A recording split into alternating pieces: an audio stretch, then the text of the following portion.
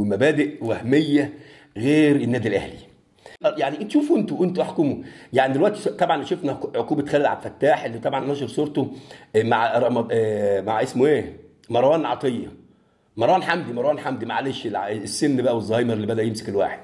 مروان حمدي طبعا ازاي وازاي يتصور معاه وازاي ينزل بوست والكلام ده كله حلو جميل، لان طبعا مروان حمدي كان سب النادي الاهلي والكلام ده كله، مع انه بعدها على طول طلع اعتذر للنادي الاهلي وقال انا اسف والولاء والطاعه بسرعه قبل ما الدنيا تقلب عليه، وكان هينفخوه نفخ والراجل طلع من نفسه ايه اعتذر. طيب يا جماعه، طب سؤال، وبقى عدوك خلاص.